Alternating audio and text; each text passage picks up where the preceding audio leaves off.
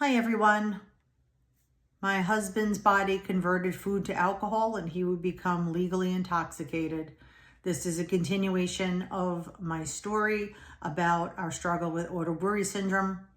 I am the Vice President and Patient Advocate for Auto-Brewery Syndrome Information and Research Nonprofit. So on the last video that I created, we talked about visiting at my cousin's house in Long Island, where he and his wife were there. They're both doctors. After listening to our story, they advised us to get testing for auto-brewery syndrome. We called his doctors. They reached out to a gastroenterologist who agreed to see us. And we got a phone call back after making the initial appointment and meeting with the gastroenterologist, explaining our situation.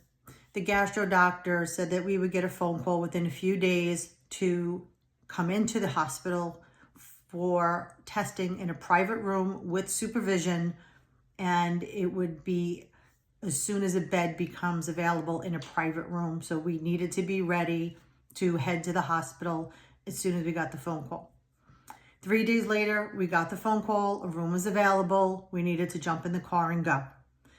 So we had already packed a bag ready for this phone call. So it was grab and go, I guess similar to, someone ready to give birth and going to the hospital. We grabbed our bag, jumped in the car, we drove to the hospital. And when we got there, we explained why we were there. They were waiting for us. And the first thing they did is took a full medical history. We had to bring all the medication that my husband was on, any supplements, antibiotics, medication for any medical conditions he had. We had all of that ready to go. We also had printed case studies for auto-brewery syndrome on how to test with the high carb challenge. And we had our breath alcohol meter on us because that was part of the testing. We needed to continue to blow into the breath alcohol meter throughout the testing. We explained to the medical team that was waiting for our arrival what the plan was. And I don't think anyone there actually heard of the medical condition and really didn't know what to do. So we went over the case study together and explained you do a baseline blood draw, you get the ethanol level, it should be 0, you eat carbohydrates, and then hourly, you take a blood draw for ethanol, and we'll be, my husband will be blowing into the alcohol meter at the same time. And we would alert the staff when there was a rise on the breath alcohol meter so that blood can be drawn after consuming those carbs. And that would prove that his body had the condition. So I surrendered my personal belongings for inspection so that everyone can confirm that we did not bring any alcohol into the hospital setting. They confirmed that we were clear of any drugs, alcohol being brought into the room. My husband, like I said, had the baseline blood draw. And the first thing that they noted is that he arrived with extremely high alcohol. But one of the comments that we got back from the nurses and doctors was how my husband was able to walk and talk, and it was completely undetectable of how high his alcohol was upon arrival. So we had a hard time getting admitted into a room because of that high alcohol. And I remember overhearing the doctors saying, or actually whispering on the phone, "No, you don't understand. He's fine. If you saw him, he could walk, he could talk. It's amazing that this man can function at that alcohol level." And that's what was going on during the testing. And I didn't admit to anyone, I overheard them speaking, but I thought, oh my God, I hope this is it. I hope we could prove that this is auto-brewery syndrome, and I don't know how this testing is gonna go when he walks into the hospital with such a high level of alcohol. They wouldn't tell me how high it was, but that's fine. So eventually they let us come up to the floor And he was put in a room where there was, it was like an advanced resuscitation floor for people who had just needed special care. And I thought, well, probably with the high alcohol, they determined he needed to be on that floor, because I think they were afraid that he would need more care with that high level of alcohol. But by the time he was admitted into the room and there were two people supervising, it was a private room, so it was him and I and two nurses watching at all times through glass. When that alcohol was down to 0, right? They had to repeat the baseline blood draw. It was down to 0.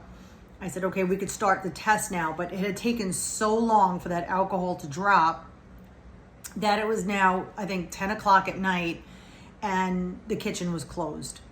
And I thought, oh my God, we waited all day for this test, and now I can't get food for him to do this test. So we came up with the idea, let's just buy whatever we can out of the hospital vending machine. So I asked an employee to come with me to the vending machine so they can watch what I purchased, because again, everything has to be supervised. I put my credit card in the machine and I just literally picked different things that he could eat, like cookies and cake and gummy things and Doritos. There was all kinds of snacks, and he normally doesn't eat this stuff, so I didn't know what to buy him, but I grabbed it all in my arms and I brought it back to his room and I threw it on the bed and I said, pick something, just eat anything at this point. So he picked a piece of cake, which was a small serving of like a pound cake, a chocolate pound cake, and he ate a few gummy things, and I think he might have had a few crackers and some water, and I think that was it. And the nurses were amazed upon hearing about our case, and they were so interested in what the results were going to be, as were we, because we're now fighting a DUI, and we wanted an explanation for the last 14 months of everything that had transpired. So I was walking them through like our history and why we were there, and pulled up the case studies that I had printed, and I had extras for everyone to read.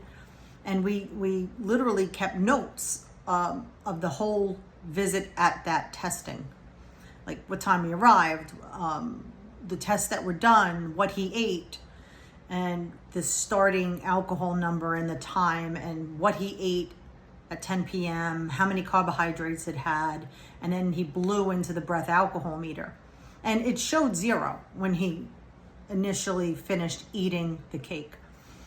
So a little while later, I would say about an hour, the nurse came into the room and she said, how are you feeling? What's going on? And she said, when do we take the next blood draw? And I said, well, it says like an hour and a half. So it would be good for him to blow into the breath alcohol meter now, and let's just see where he is. When he first ate, right before he ate the cake, he blew, he was 0. It's an hour. Let's see where he is. So he took the breath alcohol meter, he blew into it, and it registered a 0.19. And that's already more than twice the legal limit. So I said, can we do a blood draw right now? And they were shocked. So they ran and got the order to draw the blood. Took a couple of minutes, maybe 15, 20 minutes. And eventually they came back in and they did the blood draw for alcohol. And they said, okay, it'll take about 2 hours to come back. Just relax and let's see what it comes back as. So by now, it's like midnight. We're exhausted. We're waiting for the test results to come back. We're getting really tired. And I said, you know what? Close your eyes. I'm going to close my eyes. Let's shut the light. Let's just hang out and see what the first blood draw says. And we were so exhausted. We fell asleep rather quickly. And in my sleep, I heard running. And I thought, wow, someone must be having a medical emergency on this floor, because I hear all this running.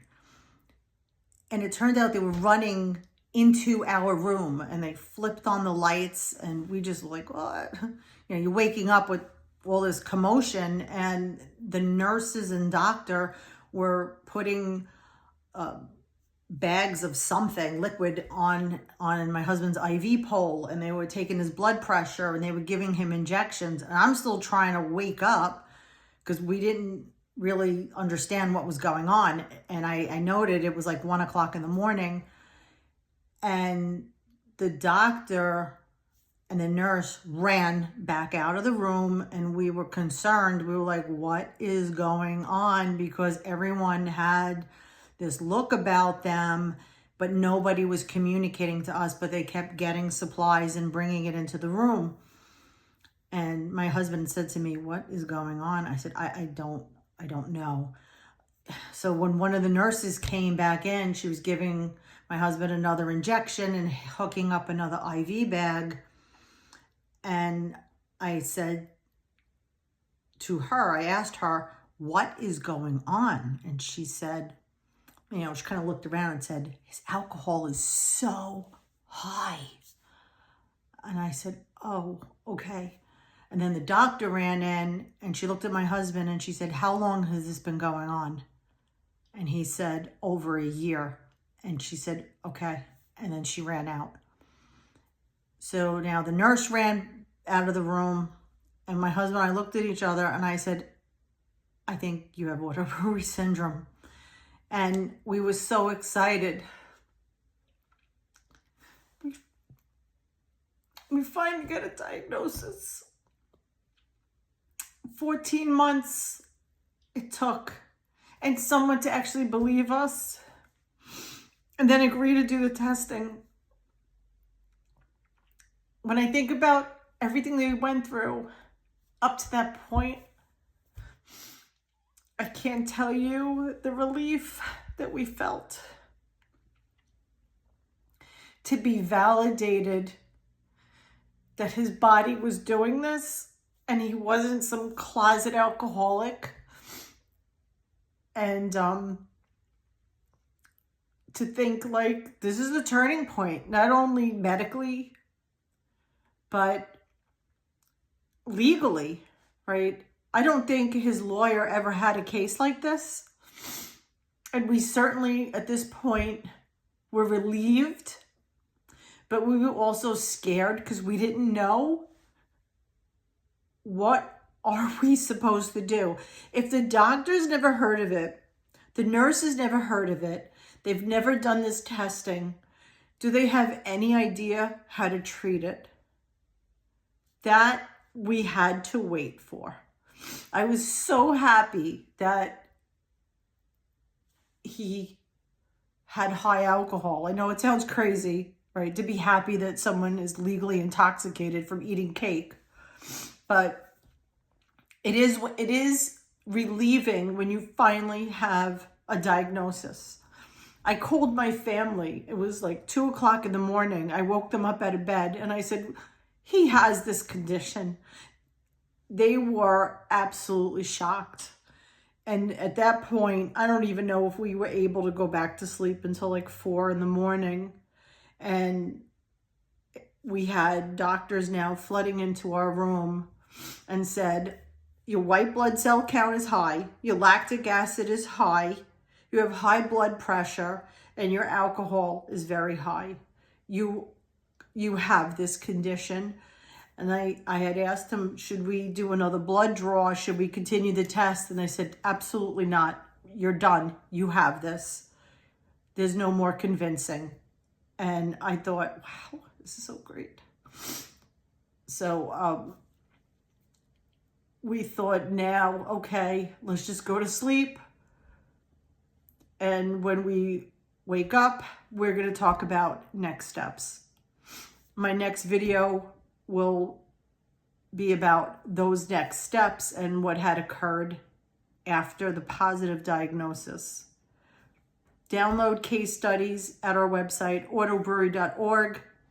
All the medical case studies are there. Videos are there. information is there for you to read about. If you would like to make a donation to our nonprofit, there's a donate button as well on our website. Thanks for listening.